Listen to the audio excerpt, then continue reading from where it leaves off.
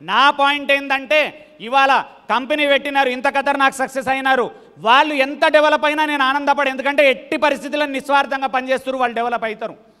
రాకేష్ది story వినండి ఒకసారి. ఒక్కరోజు హాలిడే తీసుకోలే ఇవాళ వరకు, చెక్ చేయండి ఆయనది 5 ఇయర్స్లలో.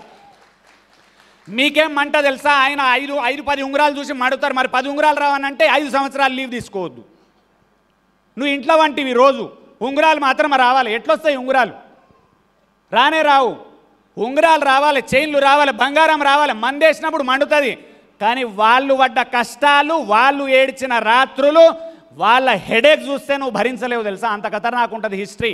పాస్ట్లా కష్టపడి కష్టపడి కష్టపడి కష్టపడి కష్టపడి జనాలు తిట్టి తూ అని చీ అని రాత్రి వచ్చిన 20 సార్లు ఎండి చైర్మన్ ప్లేస్లో ఎవరున్నా చీ ఎందుకన్నా చేస్తున్నా మీ బిజినెస్ అనిపిస్తుంది. కావాలంటే పోయి అడుగుండి వాళ్ళను. ఇన్వెస్టర్లు వాళ్ళకి ఫోన్ చేసి పైసలు పైసలు పైసలు పైసలు పైసలు అనుకుంటూ ఏమనిపిస్తుంది తెలుసా? తూ ఎందుకు పెట్టుకున్నా మీ పెంట అనిపిస్తుంది వాళ్ళకు. తెల్లారు లేవగానే మళ్ళీ ఎందుకు చేస్తారు అడుగుండి, నేను చెప్తా ఆన్సరు. మన వల్ల కొన్ని 100 జీవితాలు బాగుపడతాయని గుర్తొచ్చి మళ్ళీ పొద్దున్న లేచి మళ్ళీ ఉరుకుతారు వాళ్ళు.